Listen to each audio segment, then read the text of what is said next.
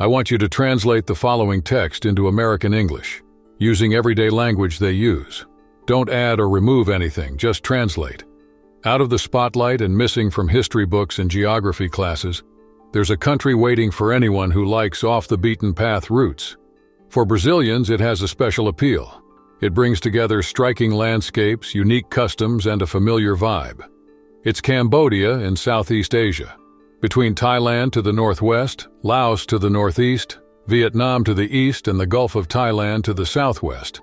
The country covers 180,035 square kilometers and is the 88th largest in the world, about the size of Piranha. Around 16 million people live there. Most of the territory is made up of plains, especially the central plain cut by the Mekong River, the country's lifeline. On the edges of the map are mountain ranges and hills, like the Cardamom and Damri, which shape the terrain. The Mekong sustains the economy. It irrigates crops, drives fishing, and connects villages through river transport. At the heart of Cambodia is Tonle Sap, the largest freshwater lake in Southeast Asia, and a key piece of the local hydrological system. The vegetation cover is generous. About 70% of the territory is tropical forest, a landscape that's reminiscent of Brazil's coastal strip from Rio Grande do Norte to Rio Grande do Sul. The climate is tropical too, with 2 seasons, rains from May to October and dry weather from November to April. The similarities with Brazil's north and northeast are clear, with annual averages between 25 degrees Celsius and 30 degrees Celsius. For anyone used to heat, Cambodia feels familiar, and it's an invitation to keep exploring beyond the usual circuit. Cambodia's coastline runs along the Gulf of Thailand for 440 kilometers, and for that alone it stands out. Along this stretch of coast are beaches that have become a sure bet for those looking for sun and sea. In Sihanoukville, the urban strip brings together resorts, restaurants, and activity all day long. About 30 kilometers to the south, Otras offers a different pace, less noise, kinder prices, and a refuge-like vibe to rest your body and mind. Heading out to sea, Koh Rong Island, about 20 kilometers to the south, mixes nearly untouched stretches with lively nights, while its neighbor Koh Rong Sam Loam, about 25 kilometers away, favors quiet, calm water and dives that lead to encounters with corals and schools of fish. This set of destinations invites you to mix it up. Swim, do water sports, walk on the sand, lie in the shade, and watch marine life. Dolphins and turtles sometimes show up. To catch the coast at its best, the window between November and April during the dry season usually offers more stable days.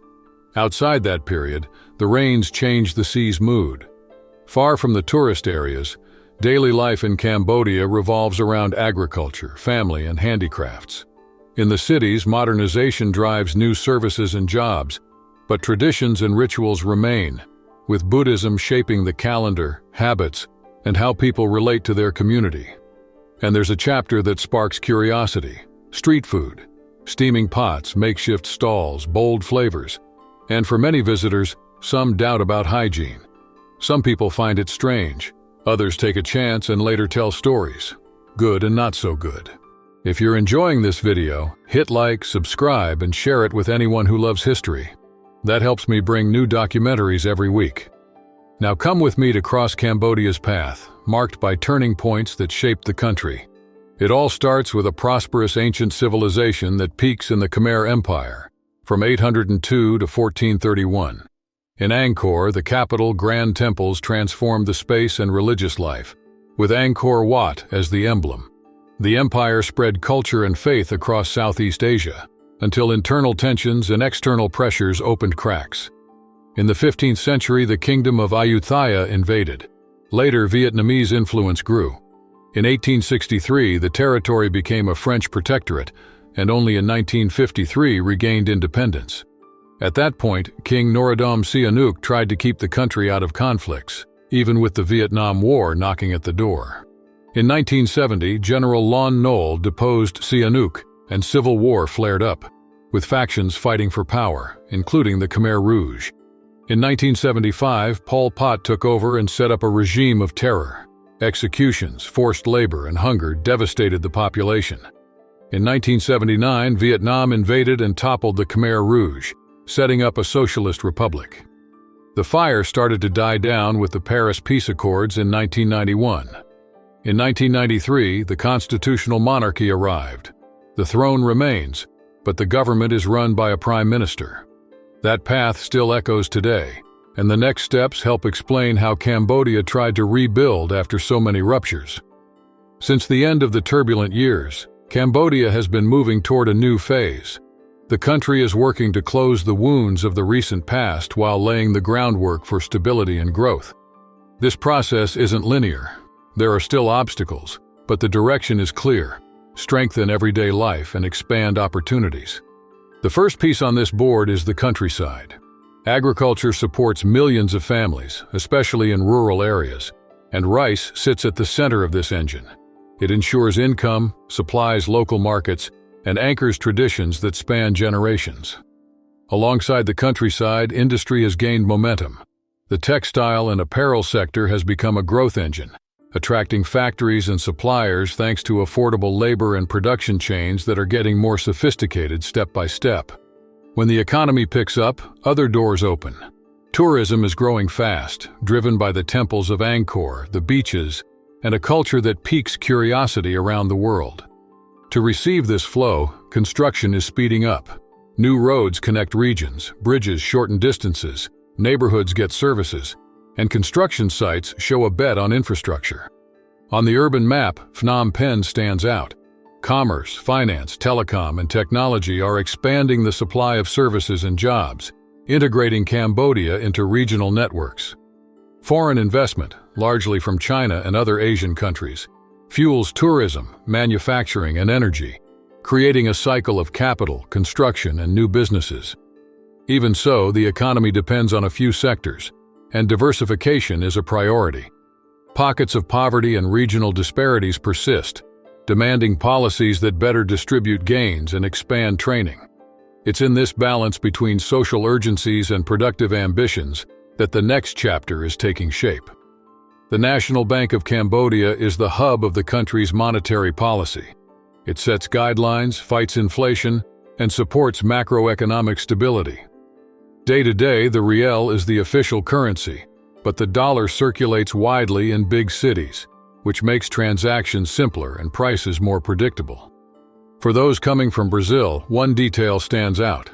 With about one riel worth roughly 830 reals, purchasing power is usually favorable, and that shows up in your travel budget. Speaking of budget, leaving Sao Paulo for Phnom Penh can hit 9,000 reais, but you can bring that down with research and flexible dates. Tickets under 7,000 reais show up fairly often. The price makes sense. It's more than 17,000 kilometers, almost an entire Brazil 2.5 times. Even so, costs at the destination make up for it. Food is affordable, between 250 and 1,000 reais per month per person, depending on your lifestyle. A regular lunch runs about 10 to 20 reais, and a coffee usually costs less than 3 reais. In other words, your money goes further once you're there. Now, a point that helps explain the economic picture. China. It's Cambodia's main trading partner and the #1 destination for local exports. Chinese investments go into infrastructure and strategic sectors, while cooperation also reaches the military and public security areas. Diplomatically, the two governments act in sync on international issues. This progress, of course, sparks debate. Some see a chance for growth, others fear too much influence on the regional balance. While that discussion goes on, China's presence keeps shaping Cambodia's economic pace, and it affects everything from big projects to the price of your lunch. When it comes to China's presence in Cambodia, the debate heats up, and for good reason. Some people see it as an engine of growth and stability. The numbers make that clear. In 2022, about $2 billion went into infrastructure, driving projects like a new airport and a railway line. In 2023, the support was military, around $100 million. And in 2024, the two countries signed a security pact that includes training, police cooperation, and combating organized crime. Whether you agree with this partnership or not, it's redefining priorities, reshaping trade routes, and influencing day-to-day decisions for people living in the country. The question that remains is, What does all this actually change in people's lives? On the social front, Cambodia holds contrasts that catch your eye. Cambodian women with roots crossing Asian, European, and indigenous ethnicities express a style of their own: light, long pieces suited to the tropical climate, and a color palette often of white, black, and red. Elegance here usually goes hand in hand with practicality. In contact with visitors, Brazilians included, hospitality is a recurring theme, something you'll find in markets, temples, and street cafes. And that helps explain why the country has become a hot destination. Dense history, vibrant culture, beaches that invite you to slow down, and a cost of living that, for many, fits the budget. Thanks for sticking around till the end. If this topic helped you see Cambodia in a new way, drop a like because it helps the channel. And subscribe so you don't miss the next chapters. More content is coming, with practical itinerary tips, cost of living, and behind the scenes from people who have spent time there. Comment below. What do you want to know more about? Safety? Remote work? Cities to live in? I read everything and use your ideas in upcoming videos. Share it with anyone who loves exploring Southeast Asia and save it to watch later. See you in the next one. See you soon.